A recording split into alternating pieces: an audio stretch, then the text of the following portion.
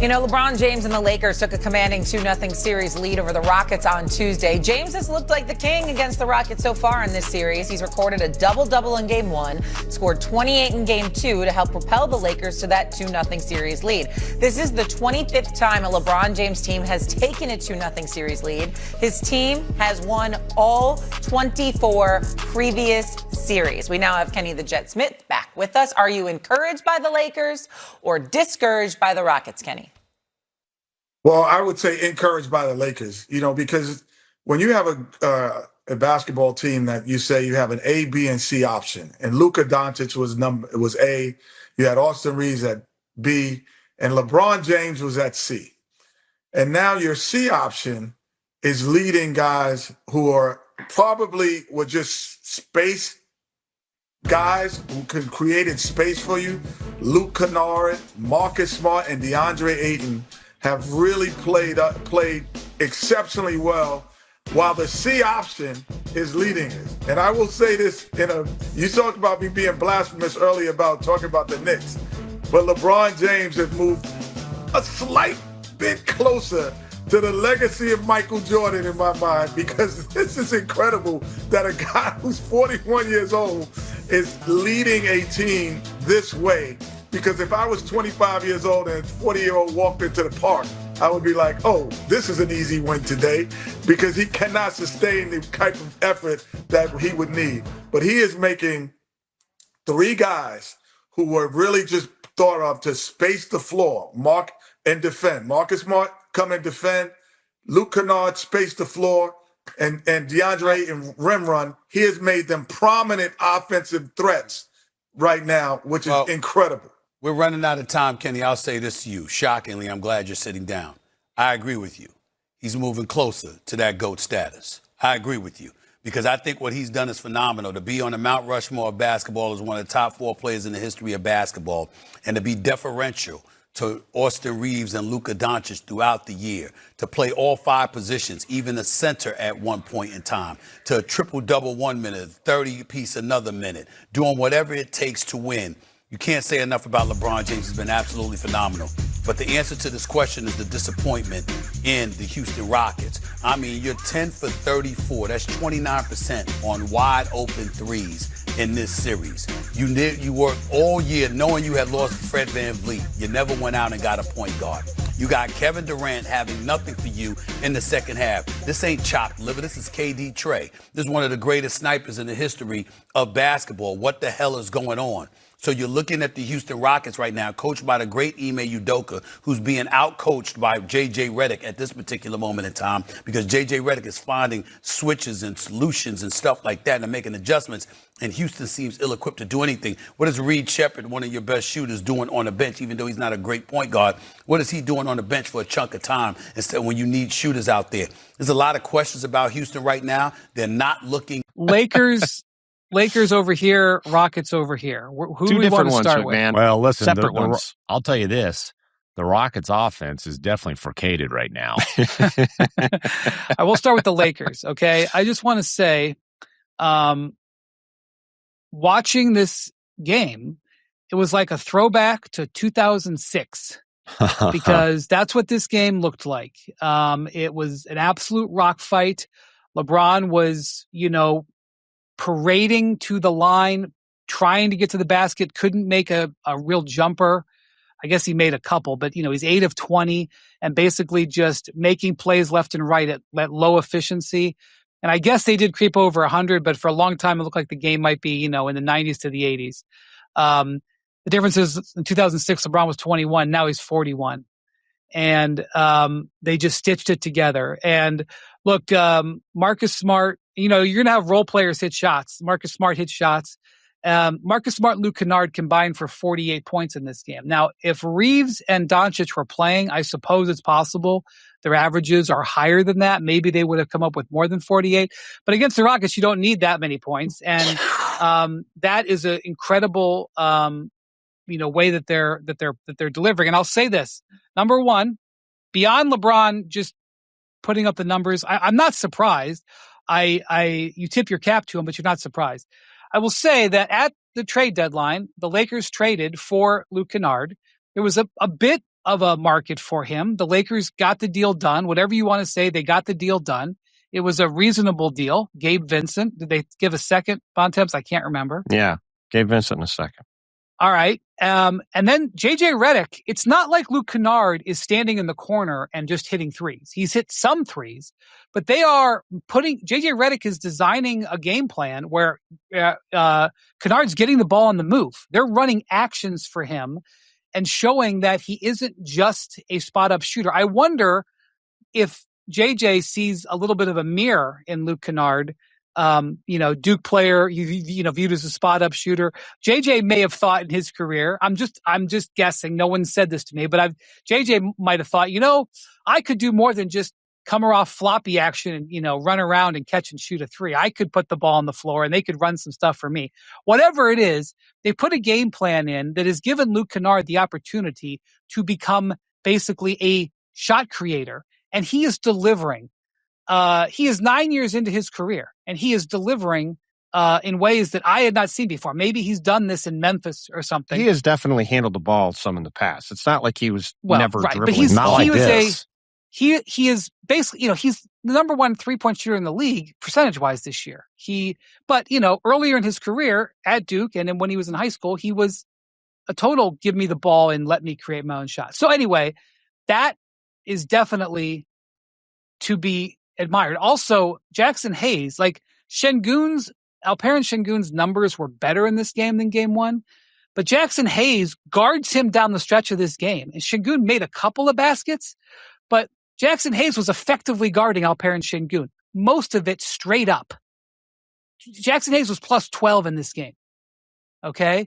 So I'll let you talk about the Rockets, McMahon, but this is a double story. The Lakers are really manufacturing something here. And I noticed in DraftKings, they've swung to the favorites, and I don't blame them.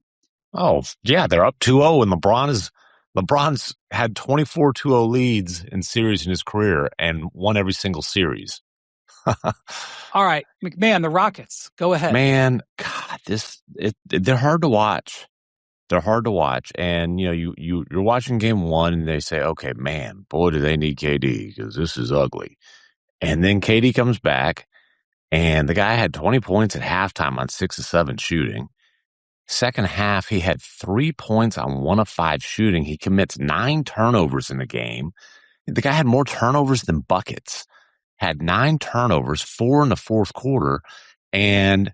I go back to the baseball series I covered in Houston, that first game when they're just, and they're varying the double teams, they're varying like when they send the second defender and, where it's coming from and all that. It's not like it's the same, as LeBron says, it's not like it's the same pitch. They're mixing up their pitches, but the Rockets and KD in particular are not handling it well at all. And Reed Shepherd had 11 scoreless minutes in this game, fellas.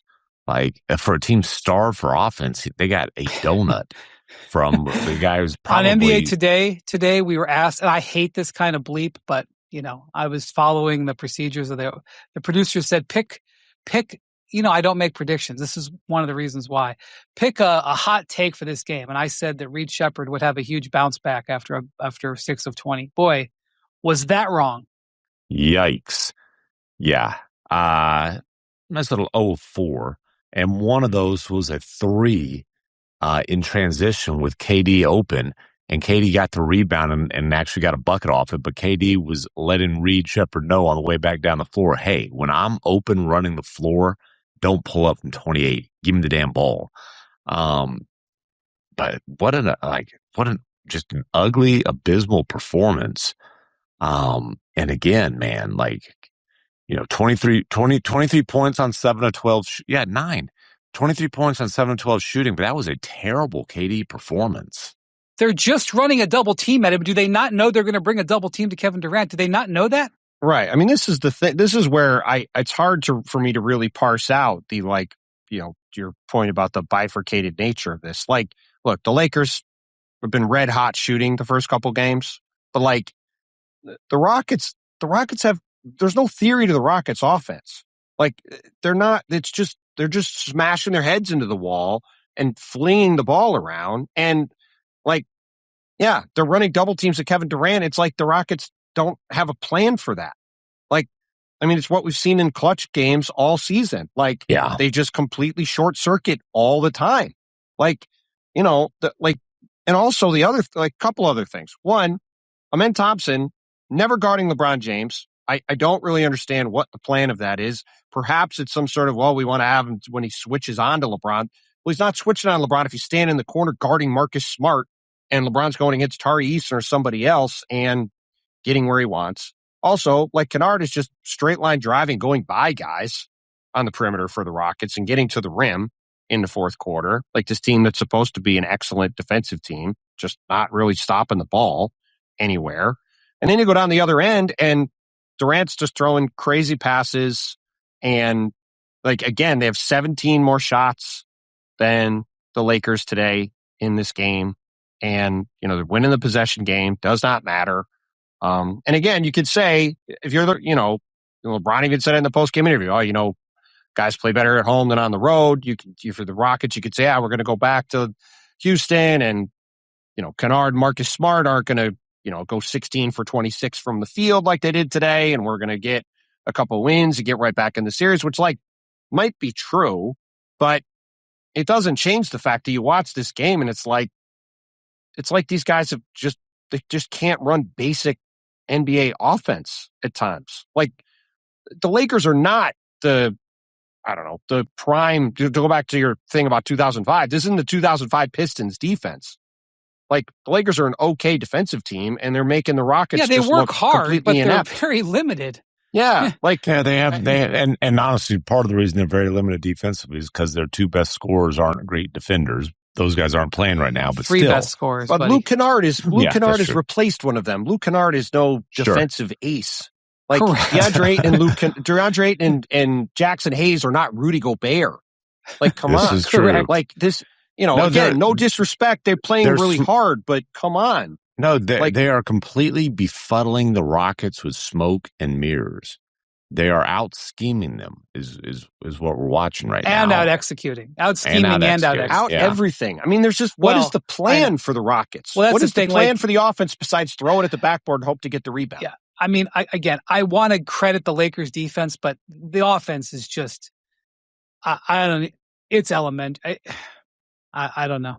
Well, also, how is Kevin Durant only getting 12 shots? Because they kept throwing a second defender at him and he kept throwing the ball away. My point is you have to find a way to get Kevin.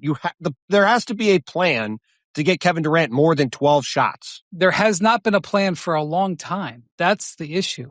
It's crazy.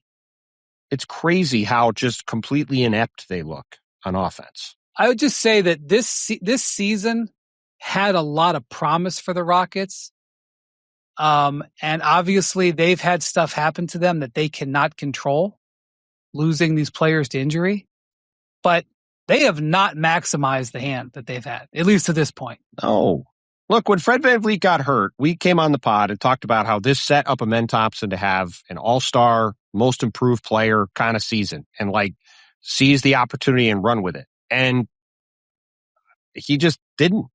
He hasn't been that great. He's been fine. I mean, his brother is going to end up more decorated this year than him, I think. Well, yeah, I mean, we didn't even talk about that the other day. I don't know if we're going to talk about Minnesota later. I no offense to Sar Thompson, who I had second team all defense. He absolutely should not have been. I think Mr. Gobert might have felt a certain way about that. But we'll get to that. We'll talk about that. But all right, 2-0 Lakers, and Shams said today that